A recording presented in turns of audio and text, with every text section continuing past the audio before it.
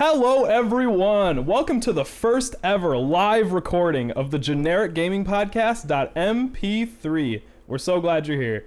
My name is Logan Myrie, and as always, I'm joined by my esteemed co-host and very busy sound engineer, now also video producer, apparently, Eric Krause. There is entirely too much for me to focus on now, so yeah. We'll see how this all goes. We've been here for, we both got out of work. We've been here for like 2 hours probably, and I feel like you've just been running around this house. Yeah, so we had the plan to stream at 7, and I got done at work at like 5 and had to get back here.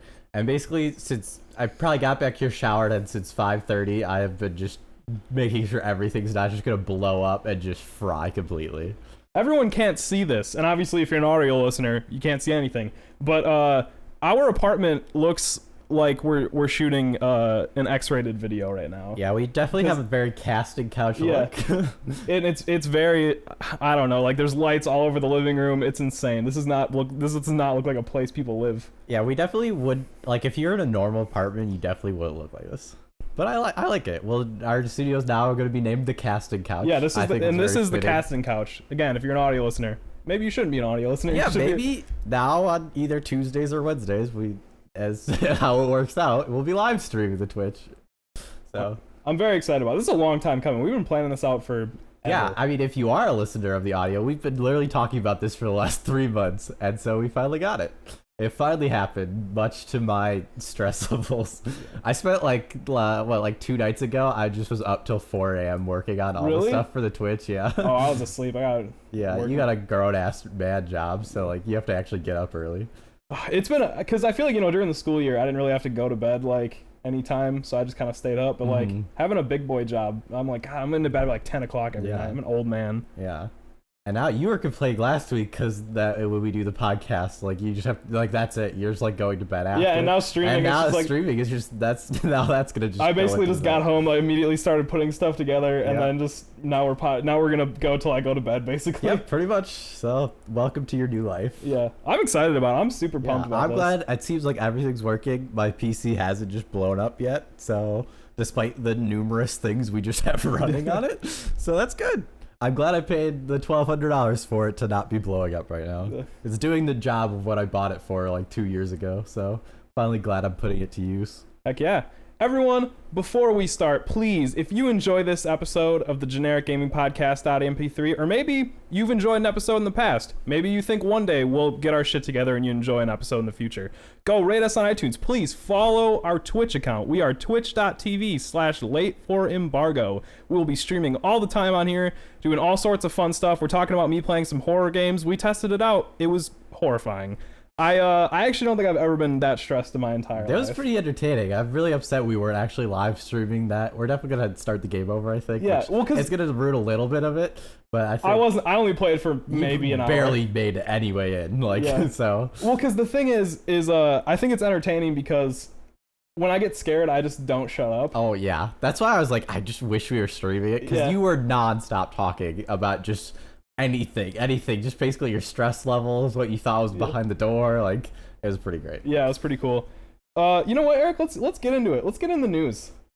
In the news, do. Heck yeah. This first one comes from IGN's Colin Stevens. Nintendo won't deny co-op playing as Zelda in Breath of the Wild 2.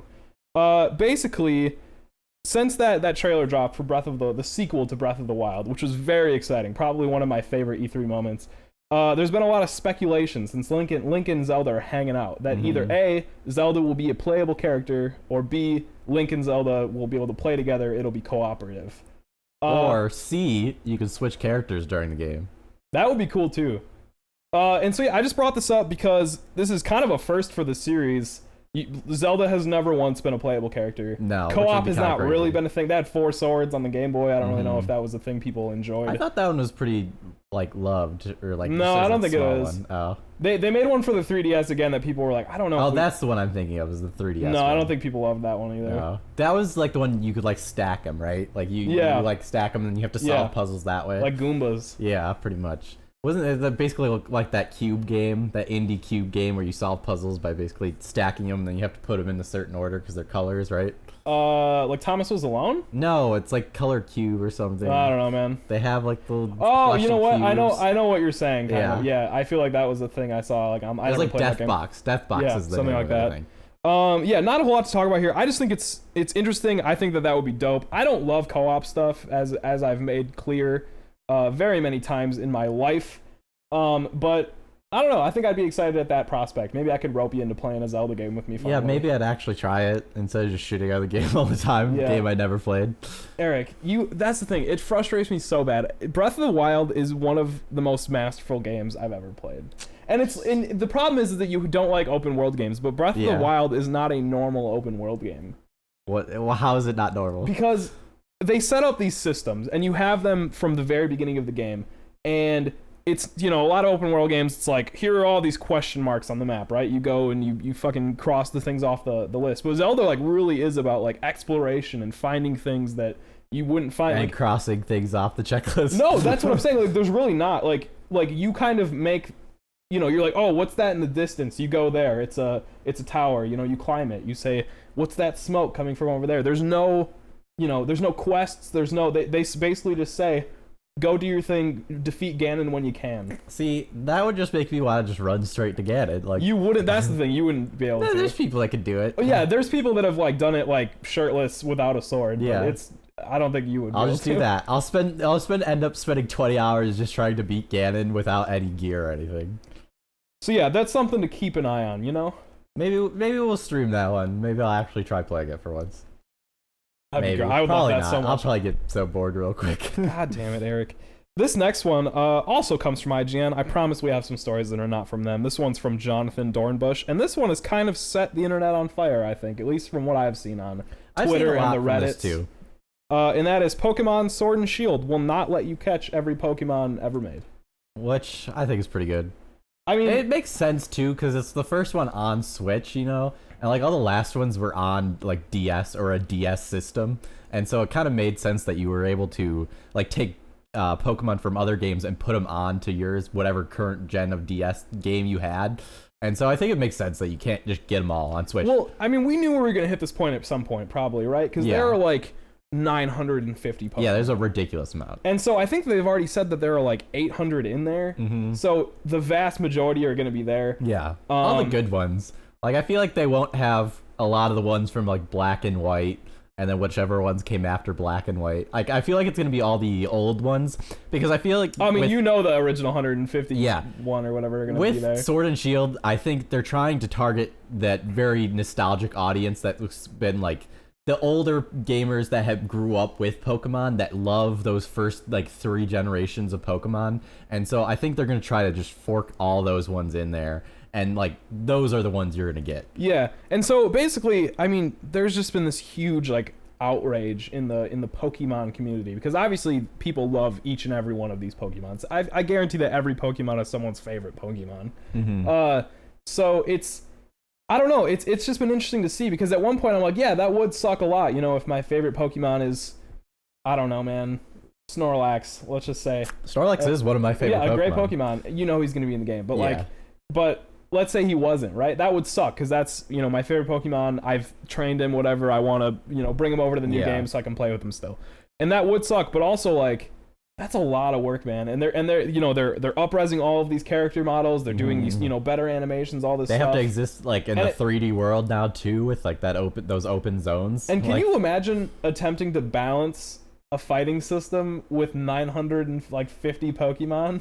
That just is ridiculous. But it's an RPG system, so it doesn't have to be nearly as in depth as like as like a Dragon Ball. Yeah, like an actual like 2D fighter. Like, you don't have to worry about if the one character's uppercut comes out 2 frames before another character's uppercut. That just makes them way more OP, because then you can just uppercut and get that in before they block or something.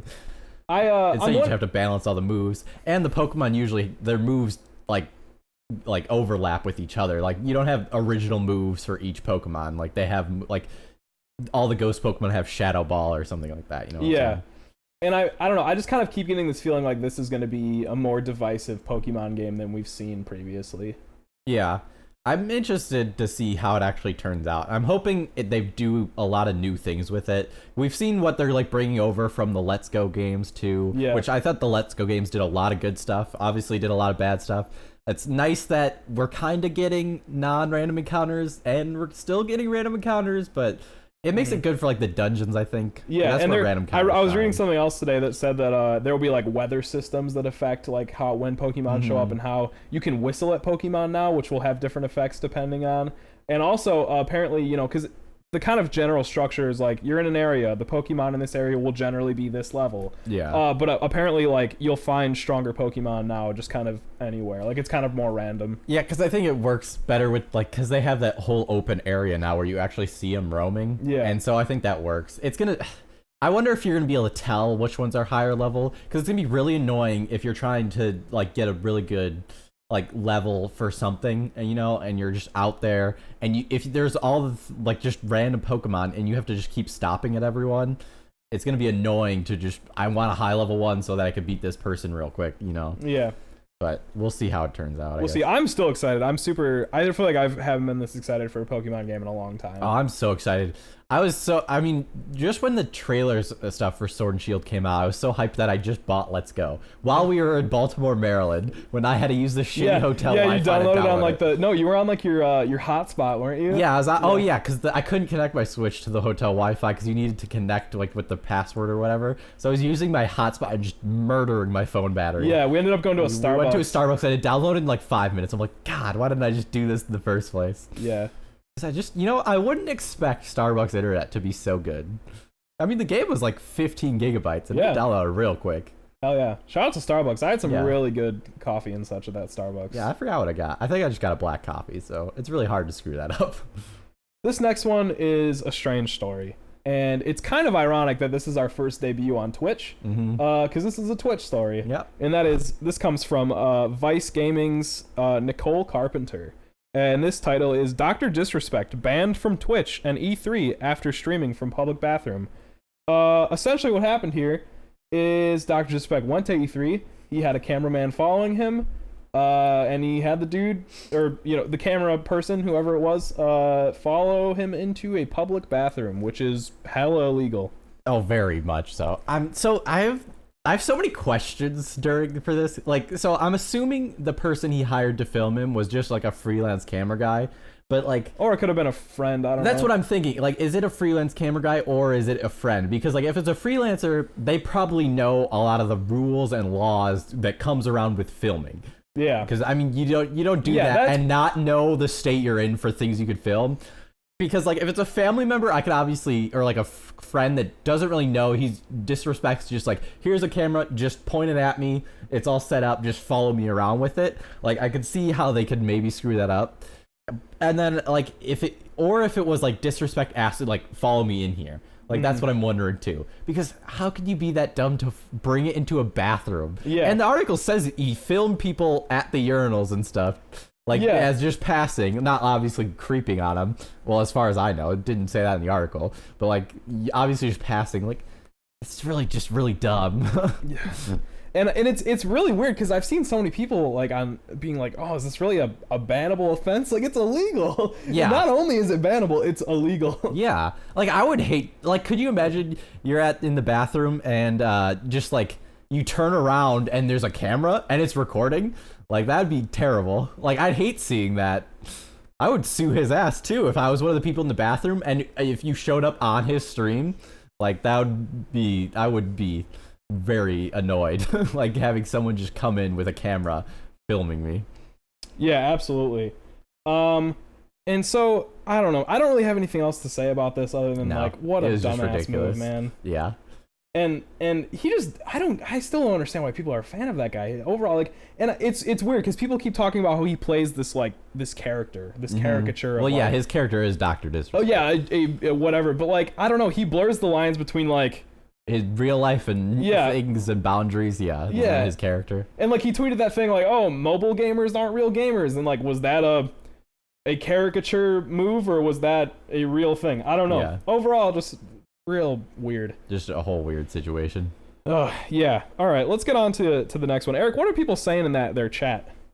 It's just Adam calling us shitheads. So. Oh, okay, cool. I figured, since we have a pretty small audience, we can interact with the chat as we're recording live. That's a nice thing to do. And if you're an audio listener, it gives you a reason to come to the chat. Yeah, we spent a lot of time on this nice here set. We have these cool color changing lights. We have this Goodwill picture I bought for $6. It's a bunch of dogs and mailboxes. It's really cute. It really ties the whole set together too, Yeah, I mean, we really needed something right there, So yeah, that's all I really have to say about that one. Not much else than just like, what a strange move, man. And just don't film people in bathrooms. Don't bring cameras into bathrooms. It's a bad idea. Yeah, definitely don't. This next news story is going to kind of roll right into the hot topic. And this comes from Kotaku's Steven Totillo, and it is Phil Spencer on Xbox's unusual strategy, working with Sony and more. So basically, Steven interviews Phil Spencer, who's the head of Xbox, and they talk about this kind of shift in strategy that Xbox has been having, where it's less about Xbox exclusives, right? They've announced that every Xbox exclusive will also launch simultaneously on Windows, right? So you can play on your PC. And now there's been a lot of talk about Xbox Live coming to Switch, and them putting some of their exclusives like Cuphead on, and Ori and the Blind Forest is coming to Switch. And so people are like, well, why are you doing this, right? Like, the whole thing that people love about PlayStation is that they have this great ecosystem of like incredible first-party games, right? Mm. And that's what makes people want to get that box, and that's what people love about PlayStation. But Xbox is really more about like, we want you to play this game wherever, right? Whenever, on whatever, with whatever system you'd like. And so I just feel like it's an interesting move, and I wanted to know what you thought about it, because basically what Phil Spencer said is, we don't make money off of consoles. We make money off of services and games. So the farther out we stretch in that kind of area, the more money we'll make. Yeah.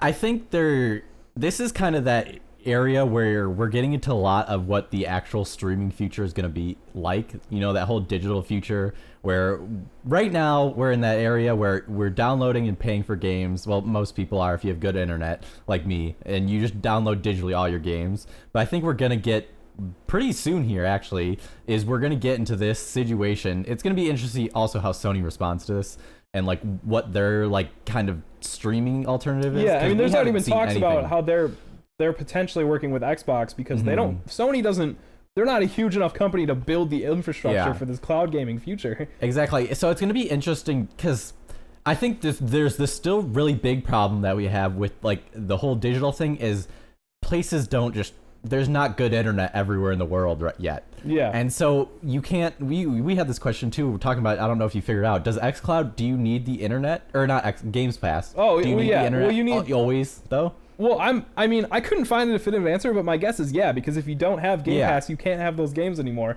So you need the internet to check. Yeah, and so like you need to have those good internet connections, otherwise it's not going to work. Yeah. So the nice thing about Game Pass is you can download the games. Yeah, that's where, and so I'm wondering if in like 20 years that we just have like a one box entertainment hub that PlayStation publishes on, Xbox publishes on, and Nintendo publishes on, and whoever else is around at that time. Stadia, whatever. Stadia, and like that allows you to be you have to have it connected to the internet to download or do whatever, but like it can go offline and stuff and do things like that. Well, yeah. Well, the future they want is that they want you to be able to play on anything. They want you to be able to play on your laptop. They want to be, your TV, your phone, whatever. But like I'm saying like if you have this box in your home, it's less about it. It's less about the box. Whereas like when doing that portable stuff, you're going usually to places that have internet or like a good internet. Hell, Starbucks, we just talked about how they had great internet. Like taking it to Starbucks and connecting to their internet and being able to do stuff there, like then you can have that good internet to just stream your stuff. Yeah, but not even talking about the internet though. Like, what do you think about Xbox branching out and partnering with other people that are their competitors? Do you think that's a good move for them? Yeah, I mean, Xbox, they talk about it at length in the article that like the hardware sales aren't what makes them money. It's all the software and the licensing that makes them all the money. So I don't think they've pretty much just are steering away from their box is what they want. They still want their box to be the most powerful in the living room. Phil Spencer talks about that in like the last quote or something. And so like that's still just where they are. And so I forgot where I was going with this. Well, I don't remember. Okay, so I thought a lot about this because I was like, when I read it, I was like, wow, this is kind of like radical, right? Like they're totally branching out, and I'm like, how does that work, right? I mean, theoretically, if you're playing whatever, any Xbox game with Xbox Live on any, device, whatever, that's good for Xbox, right? That's, contributing money to them. You're giving them data or whatever for their Xbox Live services, all that cool stuff. But a huge part of why I feel like PlayStation, is the leader, right, is because they own the conversation. And so it's like God of War comes out, you can only play that game on PlayStation 4, right? Yeah. Horizon Zero Dawn, all these games, amazing games come out, you have to have this box. And obviously it's not the box that is making Sony all this money, it's those games. But I just feel like Microsoft, by doing this, I'm wondering if if they are not owning the conversation, right? Like, but aren't they in a way, though, if they come out and be like, Gears 5 on every system? Yeah, I mean, we're talking about it, so clearly they are owning part of the conversation. I just wonder, because, like, PlayStation has this mythical ecosystem, right? And it's like, you buy the box, and you're like, everything on this thing is gold. And all, Well, almost everything. Well, yeah, that's... I just meant it as, like, a varying statement. Yeah. But it's just... I don't know. And so I thought about it, and I was like, clearly, Xbox is smart. Phil Spencer's smart. They're a huge corporation. I'm sure that they're going to make a ton of money doing this. I'm just, like, wondering if, like, this is the way that they...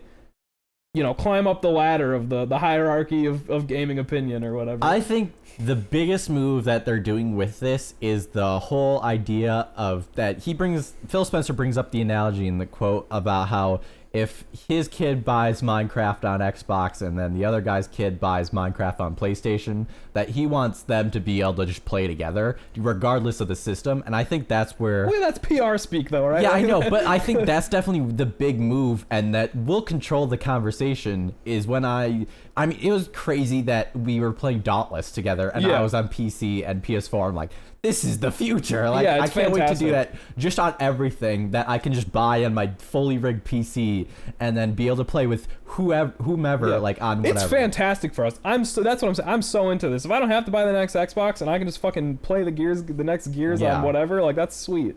That would be sweet too, is like I no longer have to pay $500-$600 for a system every couple years. That's gonna be sweet too. Yeah, so I mean, overall I think this is fantastic for us, right? Yeah, like, for the consumer, very much so. But it was hard for me to wrap my brain around, right? But I'm like, I think the way you're thinking of this is still it's still they're trying to win a race. Yeah. And I think there's no race anymore. Yeah. The race was over and done with. Sony won. Now Xbox is like, they're doing on the next thing, I think. Yeah. The race is done. Now they're just together. I don't know. I can't think of another good analogy. What do you do after races? I usually just eat a lot of food. Now I guess they're going to a restaurant together. Eric, as someone who's not really been in a whole lot of races, I don't think I can tell you what we would do after them. Yeah. Well, it depends on where we go. So we're in Wisconsin, obviously, and after a lot of races, we could actually stop on our way because we're going to Race Seed this weekend. We could stop at the world's largest Culver's. Oh, I've been there. Yeah. I went there. Although I think actually we can't stop there. That's not on our way. I went there on my way back from a college visit to UW Whitewater. Yeah, we'd stop there a lot after cross-country races. Nice, hell yeah. So they're just Sony and Microsoft and Nintendo all going to Culver's.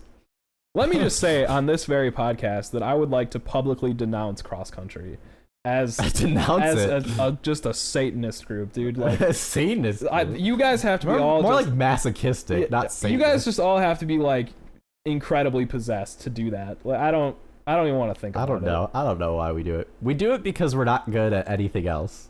So it's just like, might as well run. Can move my legs. I guess, yeah. All right, this is kind of rolling into this next article, which comes from GamesIndustry.biz. Brendan Sinclair, and the title is, "How is Game Pass adding so many indie titles at launch? Let it be known, this is the hot topic." And basically, this article covers how, I guess the question is not really how Game Pass is getting all these launch titles, right? I guess it is, but it's they bring on Xbox director, ID at Xbox, the indie director guy, Chris Carla. We're gonna say Chris Carla. That has Carla, okay. And he basically says that, like, all these indie games have been launching simultaneously, like when they launch and everything, they also launch on Game Pass, an Xbox subscription model.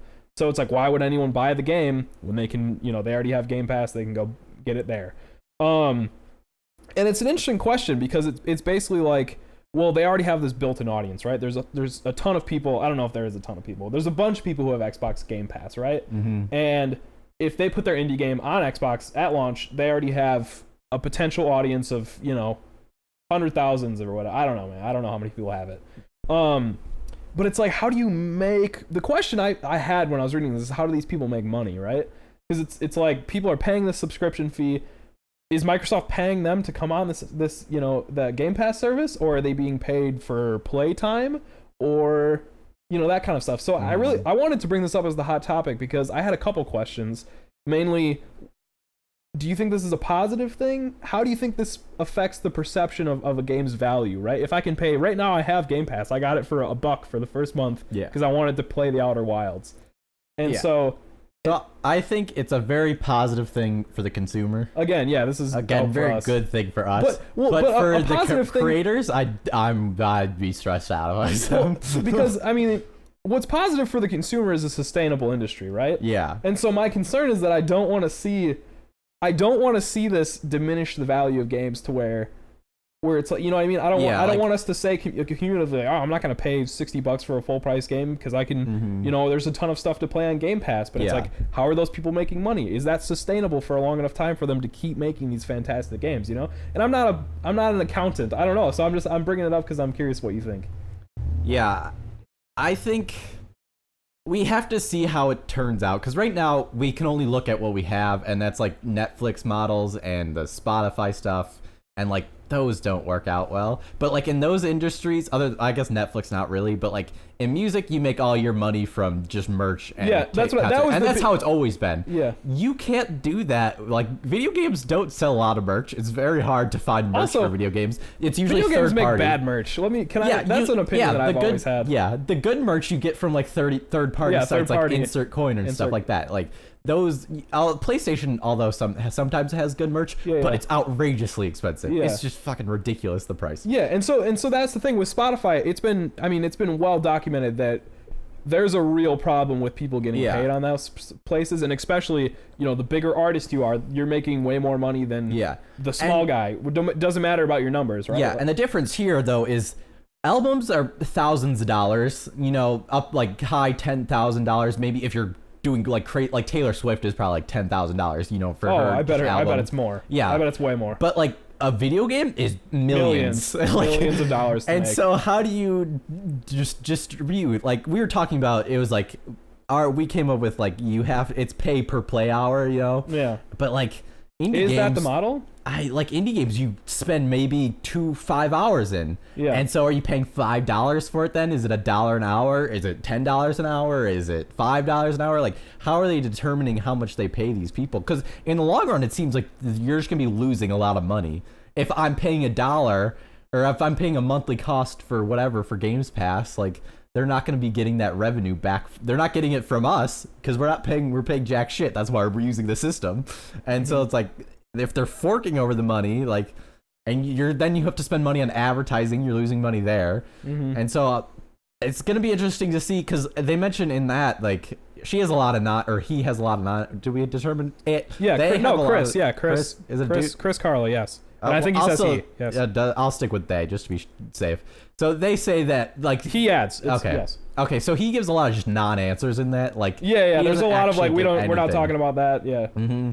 But he does say in there that the developers that have signed up for this thing will not be worse off than they were before. Yeah. But that just is still. It doesn't qualify anything. Like, are they going to be marginally better so they're technically not worse off? Like. Yeah, and I don't know, man, because when he said that, I was like, yeah, okay, whatever. Because and they asked him specifically, like, how does this work, right? Is it a pay per hour kind of thing? He said, oh, we're not, you know, that's business, like, we're not talking about that. And I just feel like why wouldn't you, right? Someone at some point is going to say, hey, this is how we get paid from Game Pass. Yeah. And if it's not, you know, if it's something that's gonna upset people, maybe you should get out in front of it. Yeah. So I'm just super curious, because I guess my initial thought was, oh, they're paying developers to put their things on Game Pass right away, right? Like Netflix pays for Friends or whatever to be on their service. A lot of money actually for Friends to be on their service. Yeah. So is that what Xbox is doing? Are they shelling out cash, or are they saying, here's a proposition: if you come to our service, a whole bunch of people are gonna play your game. maybe your word of mouth, you'll get more purchases, and we'll pay you, $100 per 5 hours. I just think that has to be what they're doing, because Xbox can't just keep shilling out money. Yeah. So I don't know. Especially because they're not trying to attract people to their system anymore. We got that directly from Phil Spencer in the last article. So like, it can't be the same thing with like they're shilling out a ton of money for friends to be on their thing, because that gets people to come to them because they don't care about people coming to them for games anymore. Mm-hmm. So it's gonna be interesting to see how it turns out. Yeah. So let it be known. Let's be upfront. Whatever we just said could be totally wrong. We're just speculating. I don't know. So don't. Just guessing here. I will we do all the time. And now I think let's roll into it. Bum bum bum bum bum bum bum bum bum bum bum bum. Game of the show. That peaked like hell. Oh, did that blow up? I'm sorry for the listeners. I didn't know where to go. I'm trying to get as far away from the mic, but maybe we won't do the clapping thing anymore. Yeah. We're talking about the Outer Wilds, and I wanted to segue into this because I want to give everyone a real sneak peek at a fantastic deal. Okay. You straight bamboozled this shit. I would have loved to give them my money, and maybe at some point I will buy it on another platform because I really like this game. But I got Xbox Game Pass for $1. They're running a deal currently. You can get Game Pass Ultimate, which is Xbox Live Gold, and Game Pass for $1 for the first month. And so I got that, and I just got the Outer Wilds right away, and I might cancel next month. Who knows? But so I basically saved $24 because the game's $25, Mm-hmm. which at this point in my life, very needed. Yeah, I got the game for $15 because there was a sale on the Epic Store, and that was it. So we're talking about the Outer Wilds. I have a real interesting story about this game. Go for it. So last weekend we went to Woodbury, Minnesota to get some $25 tattoos that didn't work out. That place was packed. We weren't going to get in there. It was a dumb idea. I said so from the beginning, but I was drunk. I don't remember that. Yeah. Macy doesn't remember that, so I don't think it happened. Anyways, so afterwards, we went to this barcade. That was the whole thing. And then we went and saw this movie called Booksmart. And when the title screen or whatever popped up and they were talking about, like, oh, produced by, I saw the words Annapurna Pictures. Mm-hmm. And I was like, I went, what? I saw that when I was playing The Outer Wilds. What the hell?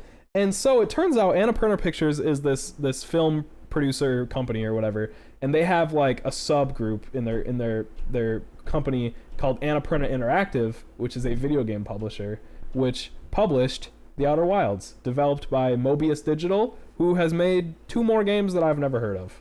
What are they? Do you have them? No. Oh, okay. I probably haven't heard You probably haven't heard of them. I've heard of why does Mobius sound familiar though? I feel like that just kind of sounds like Was that the Hideo Kojima shit? Wasn't it like Mo? Oh, yeah. It was Moby or something. Yeah, it sounds about right. That just kind of sounds like a video game company. Yeah, Mobius. That is a very video gamey word. Yeah. Anyways, so basically, Eric, you were talking about this game, and then I ended up. We have more comments here. Yeah, Jacob's getting upset because I didn't shout about, hey, Jacob, we're doing a podcast, so I'm not really paying attention to chat. So there's your shout out. There you go. You get a whole, 20 seconds of me complaining at you. The quality of this podcast has really gone down, huh? We really sold out for Twitch. Yeah, we really sold out for Twitch. Everything's just straight Twitch now. Whatever. Anyway, so I had heard some buzz online about the Outer Wilds, and you had talked about it, and I had no idea what it was. It sounded eerily similar to the Outer Worlds, which is a game that's unreleased. Yeah, it kept confusing me too because online, especially with E3 going on, everyone kept talking about Outer Worlds not being released. I'm like, but I saw people talking about how much they loved it, and then I'm like, oh, it's Outer Wilds. Yeah. Especially because this game should be called Outer Worlds, and the other game should be called Outer Wilds. I mean, they're both space boy games. Yeah, but the other one, it seems like you're much more I don't know. It just seems much more the wilderness. Okay. Yes, they should flip. Yeah. So I didn't really know anything about this game, and then I was listening to an episode of Kotaku Split Screen, and one Kirk Hamilton was talking about it, and I was like, oh, this sounds really cool. And so let me pitch this game to you if you haven't heard of it. Hold on, I think we're gonna start a counter and see. I know you did this time, but I thought you were going to mention Jason Schreier, and so I want to start a counter on how many times, an episode we mentioned Jason Schreier, because we do it at least once an episode, and I'm doing it this episode because I thought you were going to do it. Yeah. But it'll be interesting. Maybe just keep that in mind for future things. All right, cool. So it's weird because this is an exploration game, right? And it's like kind of Majora's Mask meets meets Gone Home, I guess. I don't know. So it's kind of a walking sim, right? You're not really doing anything but like And a flight sim. and a flight sim And a space sim. So you're this alien guy. I couldn't find if he has a name and I couldn't remember. You're this alien and you're part of the Outer Wilds Ventures, which is this like astronaut program. Mm-hmm. You're on this planet called Terra Hearth, or yeah, that's what it is. And you get in this ship. Timber Hearth, yeah. And you get in this ship and basically you get to like fly around this universe, which is like sick. I'd never done that before. Destiny kind of promised to do that and they didn't. Well, you go to planets. You don't really get to fly around. I don't think they promised. Do you remember though? I feel like there was kind of a sentiment like in Destiny when they were previewing that game that you would be able to like fly to different planets, like you know what I mean? Like you'd be able to do it. I don't know. My mind is so blurry with the old Destiny news at this point. I have 1,000 hours in that game. And so there's no combat, there's no upgrades. You know, you're exploring and you're learning, right? Because there's this supernova and it kills you all the time. It's basically a timer. Yeah.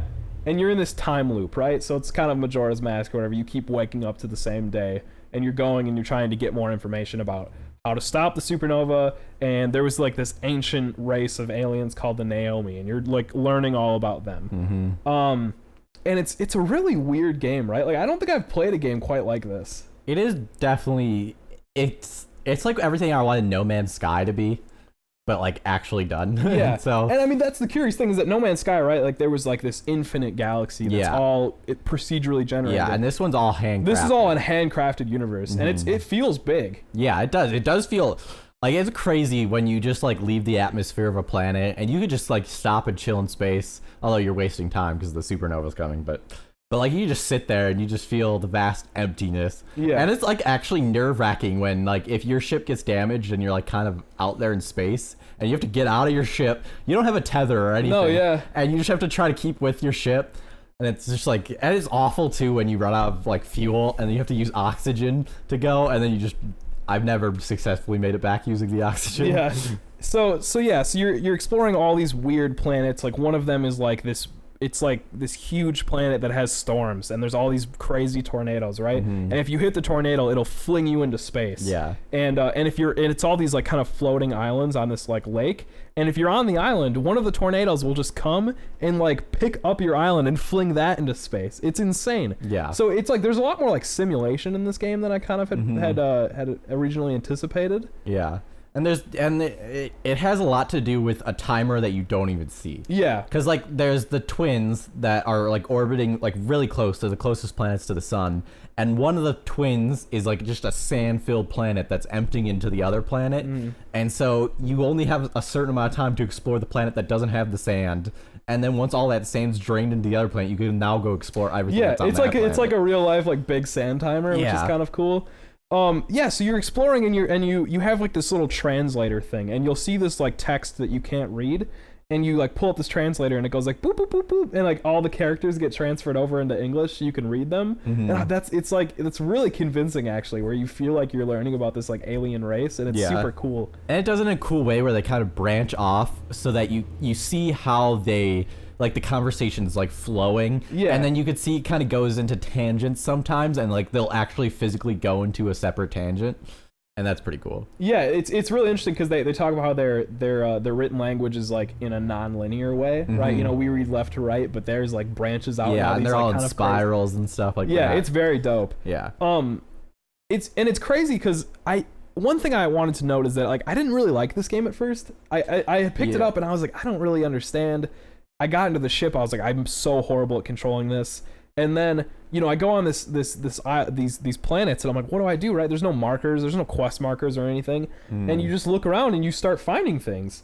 And every time it does, it's like, oh, ship log updated. And then you can go back to your ship, and there's this like huge, there's this little database computer thing, and it's like like you know, It's Always Sunny in Philadelphia, where Charlie Day has that like board where he's got all the yarn all the wrapped red around. string tying everything. Yeah, together. and it's like that, but digital. So it'll be like, popping things, and you're learning things about this, and it's connecting branches. So you're like kind of getting this entire story. The board's like you can go into like the rumor board, and like so it just like things you've heard from people that you've like talked to. On different and that kind of places. gives you hints about where to go next, or like how to navigate something that you couldn't previously, which is really interesting because it's like there are no upgrades to this game. You'll never change the way that you play it, but it's like it is kind of like a Metroid game, but like the abilities are just knowledge, just learning. It's just like you're learning more, and you get to like, you know, explore the depths of these crazy planets. Yeah, that are just they're all crazy beautiful and just cool to explore. Yeah. Like even from like the smallest moons, like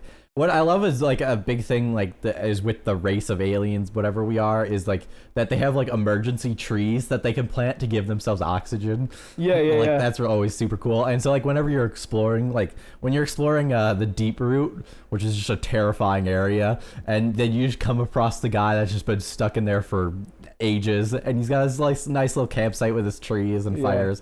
The campgrounds are always a little nice treat too. You can always roast marshmallows on them, which is always just a nice touch to just be like, hey, just chill for a while. There's an impending supernova, but but you got tomorrow. You're in a time loop, right? Yeah, you can always do it later. And so I feel like we're both not super far. I've probably played 3.5, 4 hours of this game. Yeah, I'm probably like 5 hours in, but I've been taking a lot of my time. I like to just go back and keep doing like the same things to see if I missed anything. Yeah. Because there's just so much like kind of cram packed into this that I feel like I'm just gonna be missing something. Because like there's whole planets to explore. Yeah. And so like and a lot of them have like core, like you can get inside of the planets and shit. It's kind of wild. And so I don't really have any ideas about the story yet, right? Like we're learning about this like race of aliens, and they're super interesting. Like they're not like, I don't know, they're not like nefarious, right? Like I feel like a lot of that, you know, when you have a storyline about like discovering some ancient society, the society is always kind of weird and fucked up. Yeah. But it's like these are all like, they seem like super normal, like nice, like very optimistic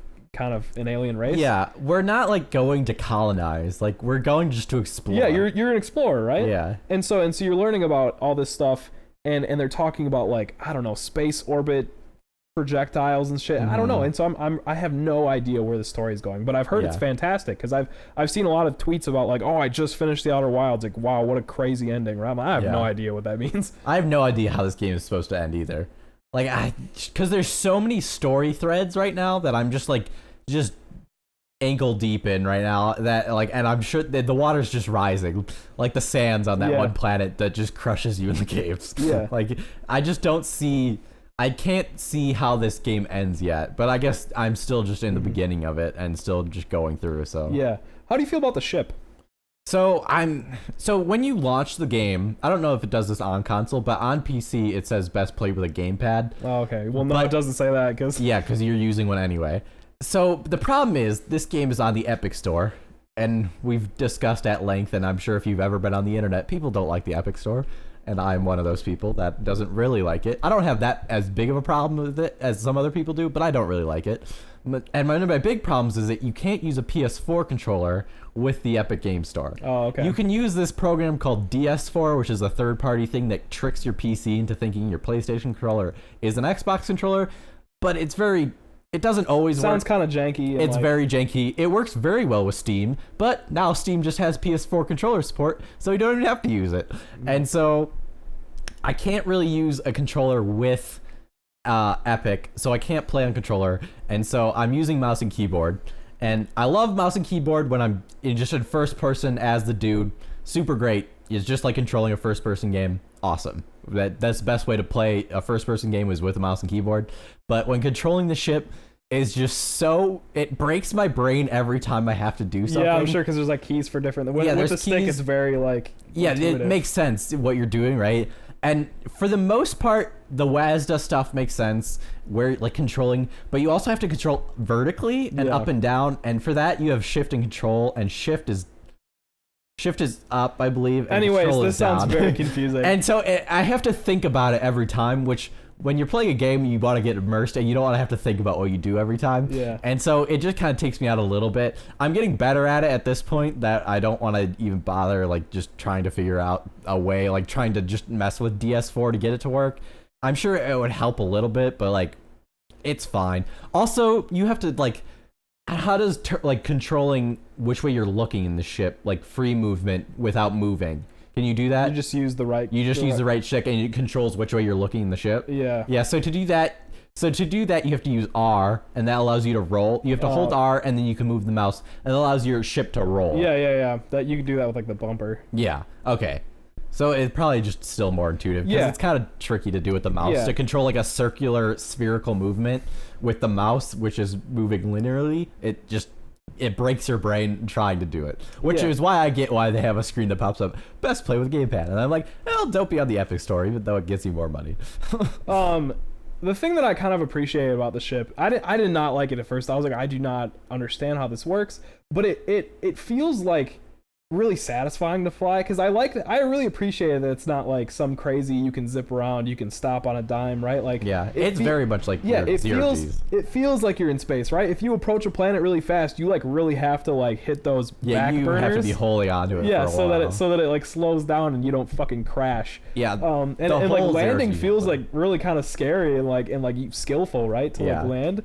And so it's easy enough to where like now I'm like, okay, I totally get it. It's super easy to navigate, but like it's still like really fun. I really like the ship, and I think that for what a game that is like essentially a walking sim, which I loved, some of my favorite games. Yeah, those kind walking of games. sim is not a derogatory. No, it's not a derogatory term. Like it's essentially a game like on our top 10 when you're just you're just walking around and you're exploring and you're learning, right? But like it makes it feel like so much more interactive, right? And I guess it's not really a walking sim because you do have like the gun, right? Like it's not a gun, it shoots like a camera, it's basically. A camera, and you have the sound one too, which I forgot what it's called, that you basically can track down signals, and which is I also think a pretty cool thing. Yeah, but those aren't really like, they're just kind of things to interact interact. You don't really like world. interact with the world that much with them, but it make the ship and those kind of small things really make this game feel like so much more immersive and interactive. Yeah.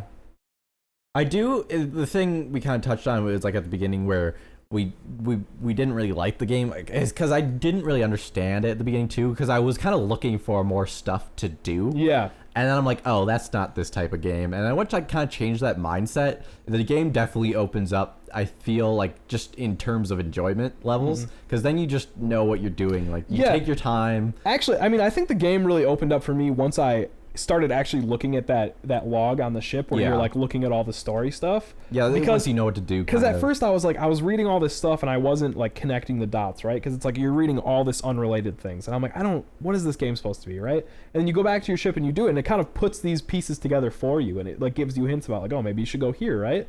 And I'm like, oh, this game's like really freaking interesting, right? And I think it's so cool because it feels so new, right? I don't know. It's crazy how this game works, because I feel like it should be a game that I just like kind of understand at this point, but it feels so new and cool and like exciting, and like it feels like anything could happen. Yeah, I mean, every time I pick it up and play, like I feel like I'm starting over, which I think is really cool. Because not a lot of games get that. You always get that feeling after you beat a game too, where you're like, man, I wish I could play that game again. And like with this game, it literally feels like you're starting over every single time you play. Yeah, because it literally does start you over too. And then there's always something else to explore. Like even when I go back to the same planets, like I'm landing in a different location, I'm at a different part in the orbit of the sun, and like I'm looking at something different. Usually because I'm here at a different time than I was last time compared to my last run, and so it's stuff like that. Like the game just always feels fresh every time you pick it up. And there are some other things that I thought were super fun, like especially on the big hollow tree world, Dark Breach or whatever it was called.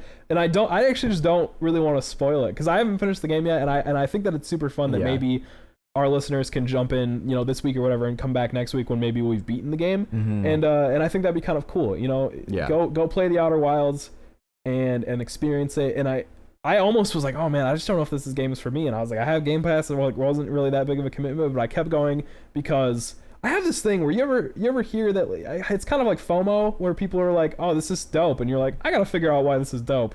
And maybe even at first when you're like, I don't know if this is dope, and you kind of keep pushing, and you're like, I always want to figure out why people think things are cool.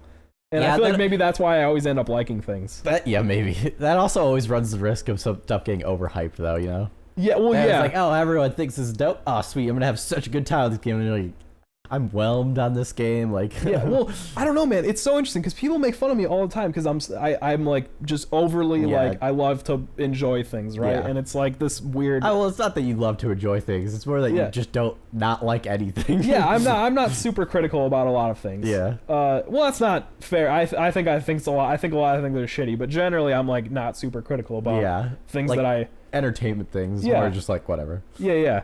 And so I always come in with like, oh, I want to figure out like what people like connect with about this game, right? And then I feel like I have, right? I'm like, oh, it's just like super exciting sense of exploration, and so I love that like eureka moment where like, oh fuck, I get it, right? Mm-hmm. Like I'm like hooked. I'm super excited to see this to the end. I've heard the game's like way longer than I thought it was. Yeah, we were both kind of going into it thinking it was gonna be a very short experience, and then we're like, shit, this game's really long. Yeah, it's we really should huge. start actually playing this. Yeah, so we had kind of intended on beating it before we came, but that didn't happen. And also, I just haven't had time to play games, dude. It's kind of lame. That always and sucks. I always come home and I'm like, oh, I should play games, and I just like end up watching a show or something. Yeah, and then going to bed like a like a loser. Because here's the thing, man. I like staying up late and like I like doing all that stuff, but I don't know how people function without sleep. I cannot go to work and work 8 hours on just like 5 hours of sleep. I feel like I'd die. Yeah, I don't know.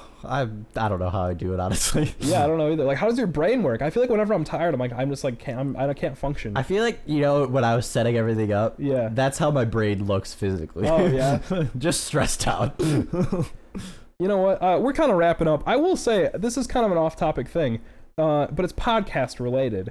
I've been at work, and when I'm doing some more like kind of, I don't know, like things that don't require a lot of brain power, I listen to podcasts, and I've listened to like 18 episodes of This American Life, which is this like super history radio show, but is also basically a podcast. Mm-hmm. And man, dude, I know that people love that show, but like it's fantastic. Every time I listen to a new episode, I'm like, oh my god, I like learned something crazy that I never knew about. So basically, what I'm saying is, turn this podcast off and listen to this one, then go listen to that. And then go listen to This American Life. I actually heard that Ira Glass likes this podcast. He actually, I think he did say that he likes it. Is he the guy coming out next week? Is Ira Glass? Yeah, no. Oh, okay. No. Maybe this is not the week after. Right? Yeah, I always make it gaming related, but well, I'm sure he plays games. I don't know. I think Ira Glass is kind of old. Old people play games? What are you talking about? There's a really famous Twitch streamer that's like an old lady. Yeah, but I feel like she's famous because that's kind of novel. Yeah, well, you're not wrong. Yeah. Anyways, just a shout out to This American Life. Eric, should we? They don't really need it because they have way. No, yeah, they have way more money, and maybe they should shout us out. Yeah. That'd be pretty cool, huh? Maybe, yeah. This American Life, maybe shout us out. Throw us a bone. Anyways, you should play the Outer Wilds, and you should let us know what you think. Go to at GGP.Mp3. Let us know there. Go to at Lomyhre, LOMYHRE. Let me know what you think there. Or go to what the fuck Eric Krause's thing is, right? Yep. Yeah, figure it out. Figure it out. If you're an audio listener, it's in the description. Yeah. If you're on Twitch, it will eventually be below the Twitch stream. Yeah. Everyone, thank you for listening. This has been the Generic Gaming Podcast.Mp3. My name is Logan Myhre. And you know what? We're still gonna be live. If you're an audio listener, the stream is over. But if you're here live with us on Twitch, we'll be back real soon to play some Overcooked.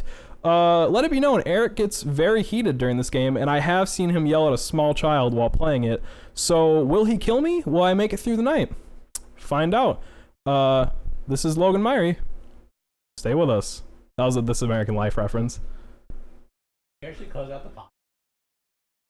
Yeah, that was I just did. Are we still live on Twitch? Yeah, we're still live. Oh, okay. Hey, what's up, Twitch people? We finished the podcast. I think that doing it live is kind of strange, right? Because we have a camera in front of us, and I feel like I was really getting in the groove with, doing the audio podcast, right? It wasn't nerve-wracking ever. I felt like I was getting into that good audio groove, but like I don't know, it's kind of different to being on video. I feel like I keep looking at it, and it's like kind of, I don't know, it's kind of eerie. I think it's fun though. I like it. Thanks for the follow, Jacob. Yeah, no, if you're on Twitch, you should please follow us, because the quicker we get some follows, I think it'd be really cool that we can our kind of goal is to hit affiliate. That would be super cool for us, and we really like this platform because we feel like the discoverability is really good. Are you closing it out? Or do you want me to keep talking? No. So we're going to close out and switch everything over. We will be back in just a second. Yeah, we're playing Overcooked. Hell yeah.